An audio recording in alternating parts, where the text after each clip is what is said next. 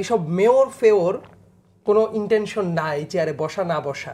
রাত 10টার কথা আসিফ মাহমুদ বলছে তো কিছুদিন আগে এনবিআর এর বোর্ড যখন বিলুপ্ত করা হলো রাত 12টার সময় করা হয়েছে। সো আসিফ মাহমুদ সজীব ভুইয়া কি এটা জানেন না? এই সরকারের স্বরাষ্ট্র উপদেষ্টা রাত 3টার সময় প্রেস ব্রিফিং করার মতো হাস্যকর কাজ করেছে। আসিফ মাহমুদ সজীব ভুইয়া বোধহয় এগুলো ভুলে গেছে। এই ইস্যুতে আসিফ মাহমুদ সজীব ভুইয়া উনি স্থানীয় সরকার উপদেষ্টা হিসেবে উনি সরাসরি এই ব্যাপারগুলাকে আমলে নিচ্ছেন এবং সেই অনুযায়ী উনি অ্যাক্ট করছেন। পুরো ব্যাপারটা আমার কাছে মনে হয় যে ওই 27 মার্চে যখন রায় হয় তার পরবর্তী সময় থেকেই খুবই হারমোনিয়াস সলিউশনের দিকে আগাতে পারতো।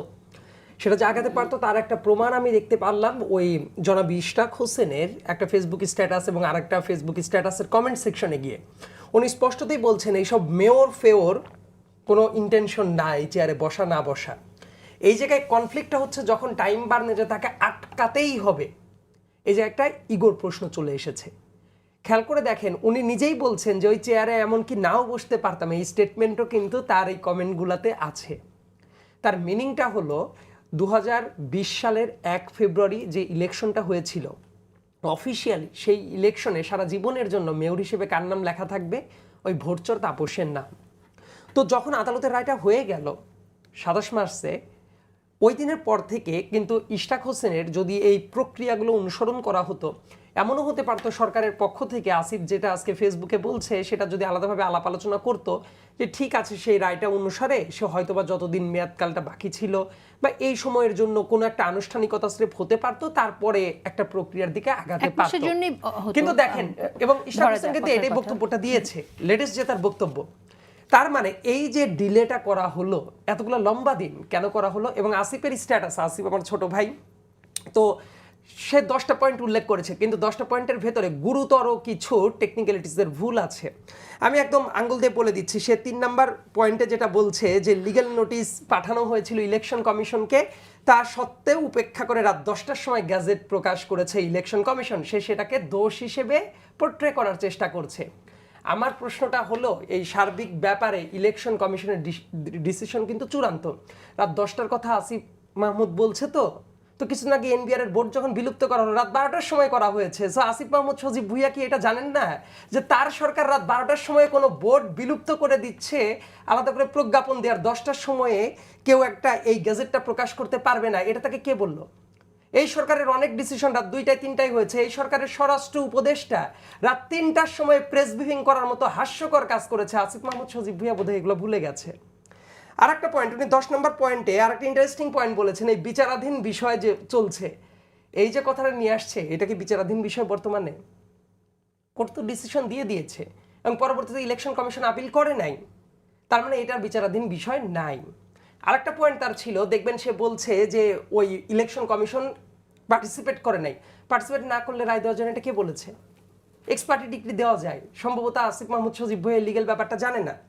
সো আরেকটা ব্যাপার আমি আপনাকে বলি যে সিটি কর্পোরেশনের মেয়াদকাল কতদিন নাগাদ হতে পারে?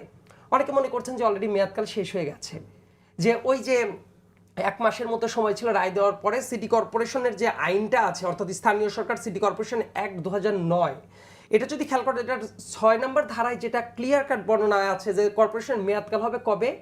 দায়িত্ব গ্রহণ করার পরে প্রথম যে বোর্ড সভা হবে, বোর্ড সভা থেকে পরবর্তী 5 বছর।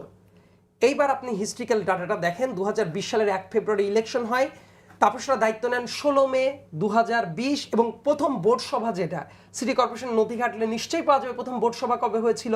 তাপসের নেতৃত্বে উত্তর সিটি কর্পোরেশনের প্রথম বোর্ড মিটিং হয়েছিল 30 জুন 2020। তার মিনিংটা হলো 29 জুন 2025 পর্যন্ত এই টাইম ফ্রেমটা কিন্তু আছে। এবং আসিফ একটা চমৎকার কথা বলেছে, ওর যে ওই স্ট্যাটাসটা দিয়েছে, ওই স্ট্যাটাসের ভেতরেই সে 7ম পয়েন্টটা যেটা আছে ওইটাতে সে উল্লেখ করেছে মেয়াদ সংক্রান্ত জটিলতা আছে।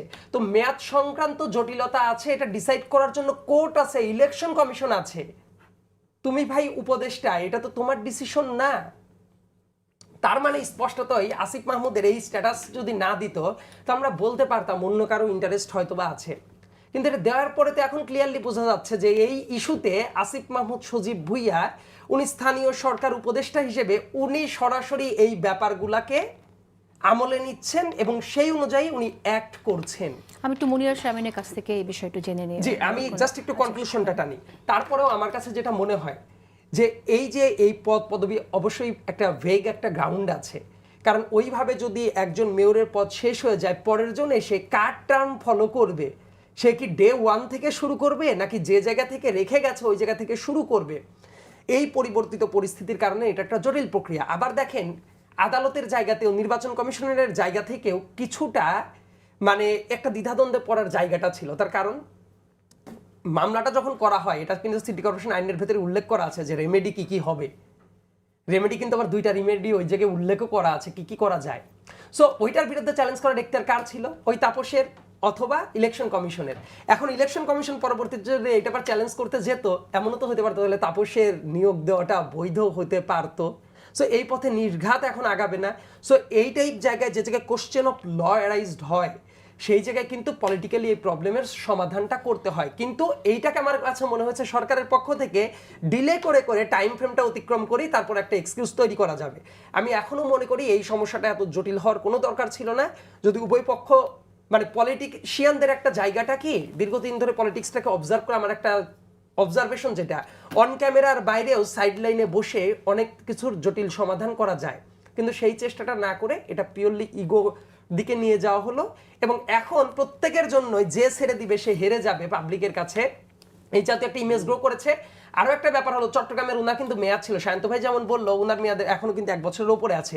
2 দিন আগে একজন চেয়ারম্যান, জামাতের একজন চেয়ারম্যান, ওনারা তো আদালতে রায় ফেরত দিয়েছে। আবার অনেকেই মনে করে যে কাউকে বোধহয় ফেরত দেওয়া যায়। এই জন্য আমি স্পষ্টতই বলছি, 27 মার্চে এনসিপির অনেক নেতা তারা এই স্ট্যাটাস দিয়েছে, আমি অন রেকর্ড দেখাতে পারবো যে তাহলে হিরো আলমের দোষ কি, তাহলে অমুকের দোষ কি। কিন্তু তারা সিটি কর্পোরেশন আইনটাও বোধহয় একদিনের জন্যও খুলে দেখে নাই যে এই ধরনের নির্বাচন হওয়ার পরে 30 দিনের ভেতরে মামলা করতে হয়। হিরো আলমের সংসদ নির্বাচন ছিল আর এটা সিটি কর্পোরেশন নির্বাচন, দুইটার আইনও আলাদা, 30 দিনের ভেতরে কোনো কিছু করা যায় না। সো তাদের তো বারবার করে নতুন আর্গুমেন্ট সাজাতে হচ্ছে। সো আইনগত এই ত্রুটিগুলো দেখার জন্যই তো, আইনগত ইস্যুগুলো দেখার জন্য তো আদালত ছিল, কিন্তু উনি একজন সিটিং উপদেষ্টা হিসেবে আদালতকে প্রশ্ন করে বসলো। এবং আরো একটা কথা বলি, খুবই প্রাসঙ্গিক, বর্তমান কোর্ট প্রধান বিচারপতিকে যখন বসানো হলো, এই অফিসিয়াল নিয়োগ হওয়ার আগে বর্তমান এনসিপির 2জন গুরুত্বপূর্ণ নেতা কোর্ট চত্বরে গিয়ে তারা অন রেকর্ড বলেছে অমককে প্রধান বিচারপতি বানাইতে হবে। খেয়াল করে দেখেন, তার মানে কি? বিচারপতি কাকে বানাতে হবে সেটা কি অফিসিয়াল গেজেট হওয়ার আগে তৎকালীন টাইমে এনসিপির নেতা হন নাই? কিন্তু এটা কি কেউ বলে দিতে পারে? নিশ্চয়ই না। তার মানে অনেক জাতীয় প্রশ্ন কিন্তু এই জায়গায় চলে আসবে। এইটার একটা হারমোনিয়াস মানে ইন্টারপ্রিটেশন দিয়ে আমার মনে হয় যে বসার সুযোগটা ছিল, কিন্তু এটাকে ইগোর দিকে টেনে নিয়ে যাওয়া উভয় পক্ষ থেকেই উচিত হয় নাই। আমি মনে করি এখনো সমাধানের সুযোগটা আছে।